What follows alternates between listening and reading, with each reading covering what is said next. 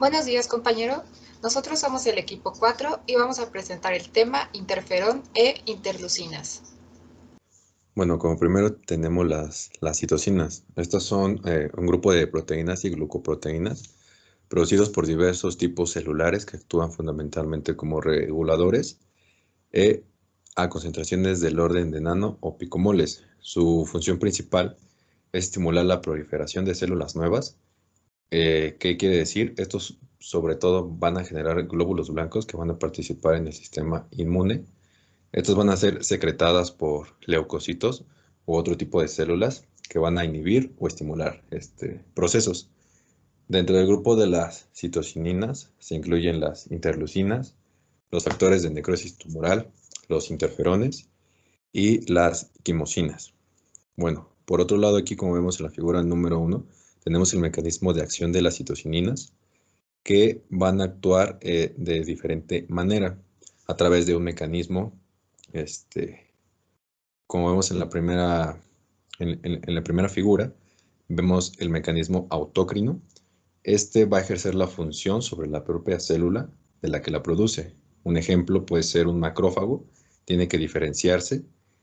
Este va a generar citocinas que van a actuar sobre él mismo para decirle que tienen que diferenciarse y pues posteriormente realizar su función permanente. Por otro lado, tenemos el mecanismo parácrino.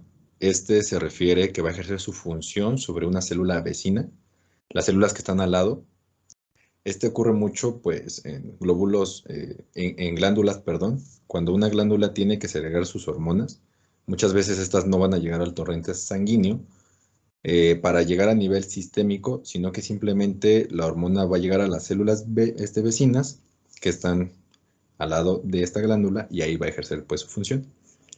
Después tenemos el mecanismo yuxtácrino. Este es implicado en interacciones intercelulares, o tenemos el retócrino, perdón, a través de formas solubles de ciertos receptores de la membrana. Como tal, estas citocinas son producidas en grandes cantidades, pasan a la circulación sistémica, básicamente son hormonas. Estas pueden tener una función a nivel sistémico también en todo el cuerpo y una vez producidas van a llegar a las células diana, en donde va a actuar, se van a unir a sus receptores y bueno, estas van a ejercer una función. Por otra parte, tenemos que la actuación biológica de la citocina se produce a través de su interacción con los receptores de la membrana, como yo lo explicaba anteriormente, sus mecanismos específicos que van a desencadenar unas señales. Estas van a desencadenar, a tener una acción biológica como proinflamatorias o inflamatorias, que más adelante les van a explicar cuáles son esas. Estas van a constituir diferentes tipos de interacciones que van a favorecer su acción dentro de las células. Tienen un efecto biológico diverso en diferentes células y son pues fundamentales. En la siguiente diapositiva les voy a explicar esos efectos. Aquí tenemos las características de la actuación de las citocinas. Como vemos en la primera imagen, tenemos la actuación redundante. Esta quiere decir que diferentes tipos de citocinas tienen el mismo efecto sobre un determinado tipo de célula. En la siguiente vemos la citocina antagonista. Estas son dos o más citocinas que van a tener un efecto contrario entre sí de un determinado tipo de célula. En la siguiente vemos, bueno, es igual a antagonista, y en la que está en la parte derecha tenemos la actuación pleitrofismo, pleitrófica, en donde esta va a actuar sobre varias células en una sola. Entonces, bueno, más adelante en el cuadro les van a explicar esas interleucinas. Las principales citocinas que existen podemos dividirlas en varios grupos, entre ellos las interleucinas, que es el grupo más grande como vemos en la pantalla del lado izquierdo, que van de la interleucina 1 a la interleucina 18, y otra parte sería el interferón, las quimiosininas, el factor estimulante de monocitos, factores de necrosis tumoral, factor estimulante de monocitos y granulocitos y factor estimulante de granulocitos. Y bueno, las interleucinas, como vemos, es un grupo muy amplio. Vamos a explicar a grandes rasgos cada una de ellas, empezando por la interleucina 1, que tienen dos formas, la interleucina 1E y la interleucina 1 beta. Ambas actúan en el mismo receptor, por lo que tienen una función antagonista entre ellas. La 1, solamente actúa intracelularmente y la 1 beta actúa en el espacio extracelular. Estas son activadas por macrófagos y bueno, tienen una capacidad proinflamatoria bastante importante dentro del cuerpo. Nuestro siguiente grupo lo podemos dividir de las interleucinas 2, 3, 4, 5 y 15, ya que en el caso de todas ellas, todas son producidas por linfocitos T. En el caso de la interleucina 2 y 15, promueven la proliferación de células T. La interleucina 3 estimula la proliferación y crecimiento de células precursoras hematopoyéticas. La interleucina 4 promueve la activación, proliferación y diferenciación de los linfocitos B, así como que interviene en la regulación de las células Th2. La interleucina 5 está relacionada con la activación de crecimiento y la diferenciación de linfocitos B, principalmente de la eosinofilia.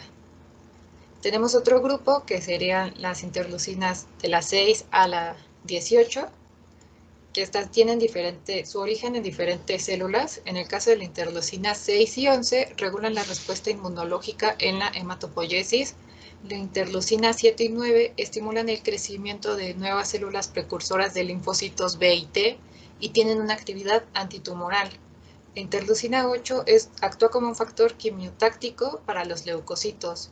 La interleucina 10 tiene una función de inhibición para las interleucinas 1 en ambas formas, como lo platicaba anteriormente, la interleucina 2 y la 6. La interleucina 12 está relacionada con la síntesis de IFNs y con la síntesis de interleucina 2. Al mismo tiempo, tiende a reducir la producción de interleucina 4, 5 y 10. La interleucina 13 regula la función de los monocitos y de las células B y aumenta la producción de interleucina 1. La interleucina 14 está relacionada con el factor de crecimiento de células B. La interleucina 16 promueve la quimiosintaxis y la expresión del receptor al cual se va a unir la interleucina 2. La interleucina 17 estimula la secreción de la interleucina 6, 8 y de los factores de granófilos.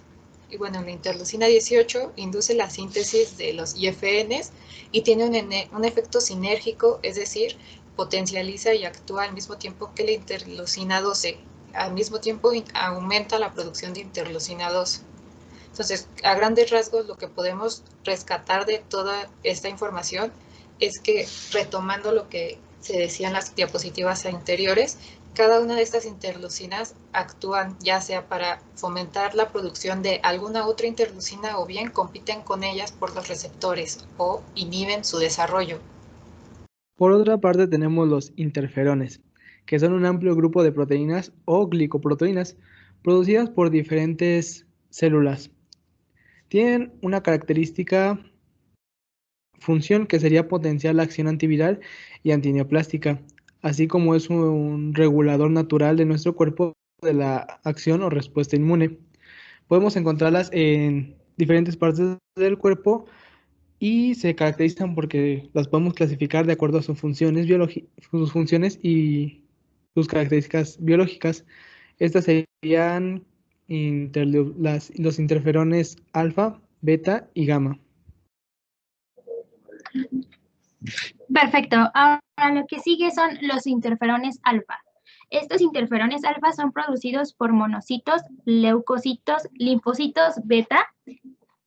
Son respuesta a un virus y a otros estímulos denominados inductores. Tienen un papel importante en la respuesta a las infecciones virales agudas como mediadores de la respuesta viral inespecífica que precede a la específica. Actualmente se han desarrollado muchos para su uso como medicamentos. Y pues aquí tenemos un interferón alfa, 2B recombinante. Esta en la imagen se encuentra. Es un medicamento o proteína recombinante usada para tratar la hepatitis, leucemia, mieloma y los tumores. Los interferones alfa y beta poseen propiedades antivíricas antiproliferativas e inmunoduladoras. Los interferones gamma producidos por un linfocito T en respuesta a estímulos antigénicos actúan únicamente como inmunoduladores. Bueno, ahorita vamos a hablar acerca de los interferones y pues qué tipos de interferones hay, como lo comentaba mi compañero Ángel. Los interferones del tipo 1 o los clásicos, el interferón gamma, o que igual es llamado como interferón inmune tipo 2, y los de tipo 3, que se conocen como interferones Y. Los interferones de tipo 1 son proteínas importantes de la inmunidad innata. Son producidas en respuesta a la infección viral, tienen capacidad antiproliferativa, efectos inmunomoduladores y actividad antitumoral. Y se dividen en 4 clases, que son los interferones alfa, los interferones beta, los interferones gamma. Los interferones alfa son una familia de proteínas relacionadas, codificadas por distintos genes y son sintetizadas por leucocitos. El interferón beta es una sola proteína codificada por un gen distinto y es producida por los fibroblastos. Estos 2 interferones son como los más importantes del tipo 1, que sería el alfa y el beta. Los del tipo 3 se conocen como interferones Y. En humanos se han descrito como interferón Y1, Y2 y Y3. Los interferones de tipo 3 son estructural y genéticamente distintos a los interferones de tipo 1, aunque comparten propiedades biológicas y vías de señalización de los interferones tipo 1. La diferencia que tienen estos es que se unen a diferentes distintos receptores de membrana. Interferones Y o interferón inmune tipo 2 es producido por linfocitos T, células TY y por células NK en respuesta a un estímulo inmune o inflamatorio. El interferón Y no comparte receptores con los interferones tipo 1 y su estructura proteica es muy distinta.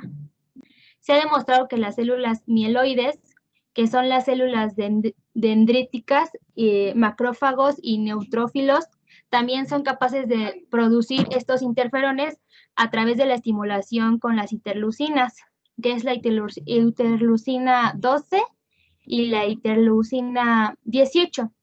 La autoactivación de las células mieloides por interferón Y contribuyen al control inicial de la infección que tengas en las células dendríticas.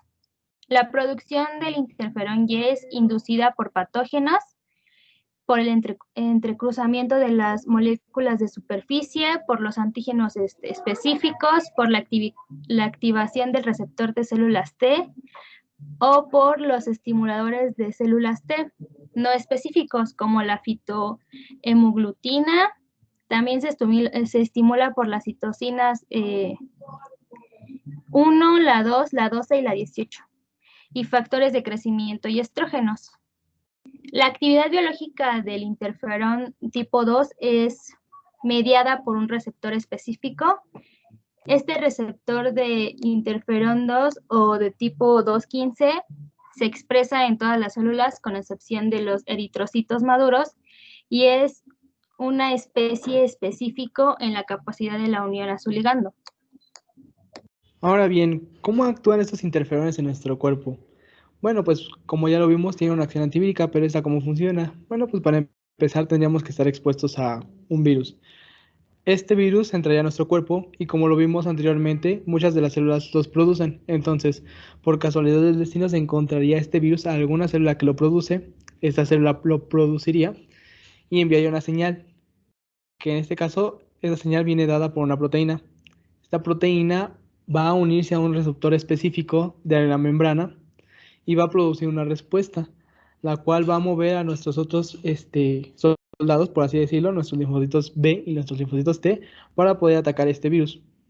Y también puede ser mediante la producción de citoquininas que se va a desencadenar esta respuesta inmune. Por último, los interferones han sido estudiados para lo que sería el COVID. El problema de esto es que los interferones sirven para dar una respuesta cuando el virus está en nuestro cuerpo. Sería muy útil si la pudiéramos generar antes de estar expuesto al virus, ya que nos ayudaría a minorar estos efectos secundarios o estos padecimientos que sería, como ya lo hemos visto, pérdida de los sentidos, dolor de cabeza, los aminoraría mucho. Pero como aún no se conoce bien qué interferones pueden actuar en respuesta al COVID, aún no podemos dar un tratamiento con interferones y mucho menos contra el COVID, ya que como es relativamente nuevo, hay unos interferones que para algunas personas sí funcionan y para otras personas no funcionan tanto. Ese es el problema que ahorita se tiene para poder implementar los interferones como una medida de prevención contra el COVID. Tendrían que ser implementados antes y no todos funcionan para todas las personas. Y eso sería todo por nuestra parte.